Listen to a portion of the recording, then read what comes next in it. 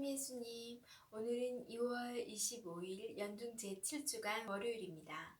오늘 독서와 복음 말씀 봉독하도록 하겠습니다.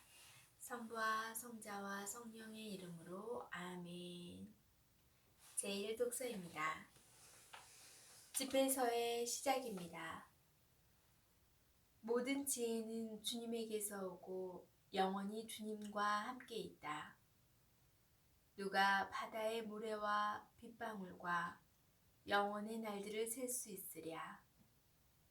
누가 하늘의 높이와 땅의 넓이를 심형과 지혜를 헤아릴 수 있으랴. 지혜는 다른 모든 것에 앞서 창조되었고 명철한 지각도 영원으로부터 창조되었다. 지혜의 근원은 하늘에 계시는 하느님의 말씀이며 지혜의 길은 영원한 계명이다. 지혜의 뿌리가 누구에게 계시되었으며 지혜의 놀라운 업적을 누가 알았느냐.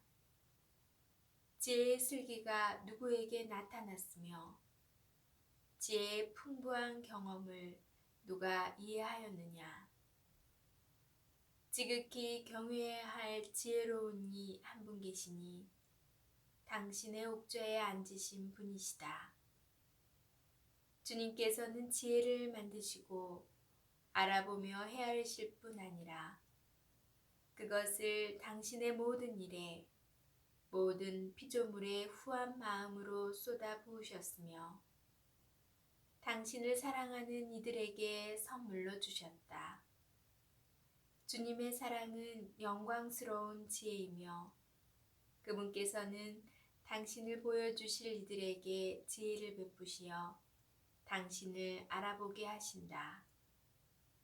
주님의 말씀입니다. 하느님 감사합니다. 복음 말씀입니다. 마르코가 전한 거룩한 복음입니다.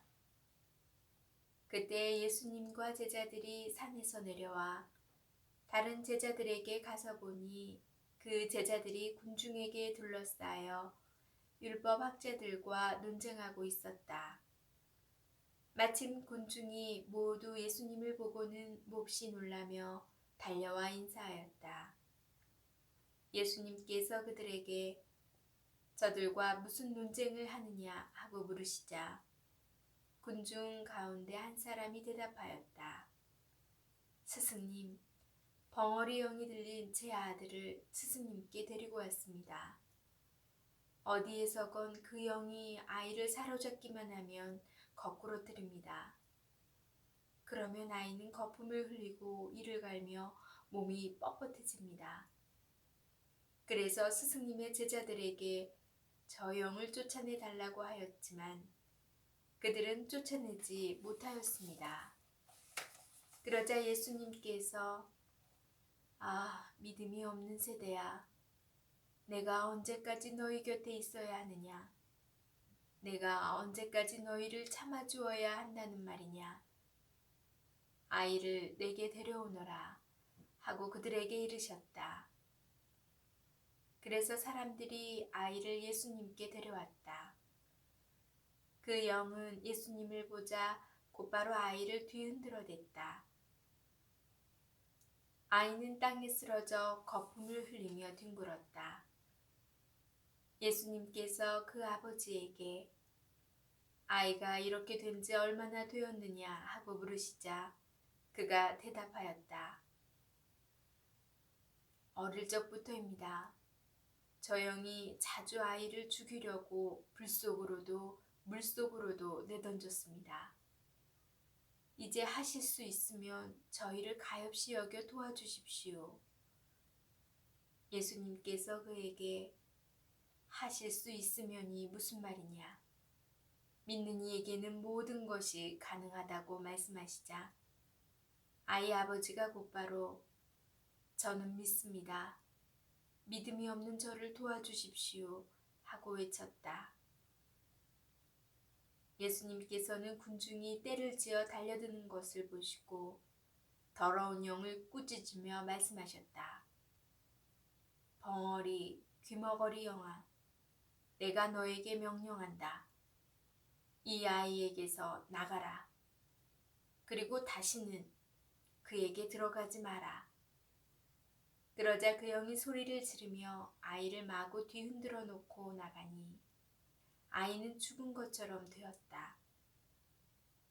그래서 사람들이 모두 아이가 죽었구나 하였다. 그러나 예수님께서 아이의 손을 잡아 일으키시니 아이가 일어났다. 그 뒤에 예수님께서 집에 들어가셨을 때 제자들이 그분께 따로 어째서 저희는 그 영을 쫓아내지 못하였습니까? 하고 물었다. 예수님께서는 이렇게 대답하셨다. 그러한 것은 기도가 아니면 다른 어떤 방법으로도 나가게 할 수 없다. 주님의 말씀입니다. 그리스도님 찬미합니다. 잠시 묵상하겠습니다. 오늘 복음은 예수님의 제자들이 간질 증상이 있는 벙어리 영이 들린 아이를 고치지 못하자 예수님께서 직접 치유해 주시는 이야기를 들려줍니다. 이 치유 이야기에서 우리가 먼저 볼 것은 기적과 믿음의 관계입니다. 예수님의 기적은 표징입니다. 곧 기적은 예수님께서 누구신지 그리고 예수님께서 선포하신 하느님 나라가 실현되면 무슨 일이 일어나는지 보여주는 것입니다. 여기에서 기적을 위해서 믿음이 전제되어야 하는지 기적이 일어나서 믿음이 생기게 되는 것인지 이거에 대한 의문이 생깁니다. 예수님께서는 아이를 치유하지 못한 제자들을 믿음이 없는 세대라고 꾸짖으셨고 아이 아버지에게 믿는 이에게는 모든 것이 가능하다라고 말씀하십니다. 그러자 아이 아버지는 저는 믿습니다. 믿음이 없는 저를 도와주십시오 하고 외칩니다. 예수님께서는 기적을 행하시려고 믿음을 요구하십니다. 당신에 대한 완전한 신앙 고백을 요구하시는 것이 아닙니다. 그것은 예수님께서 하느님의 힘으로 병을 고쳐주시리라는 최소한의 믿음입니다. 그리고 제자들이 어째서 저희는 그 영을 쫓아내지 못하였습니까? 하고 묻자 그러한 것은 기도가 아니면 다른 어떠한 방법으로도 나가게 할 수 없다고 대답하십니다. 하느님께서 기도하는 것은 믿음의 가장 분명한 표지입니다.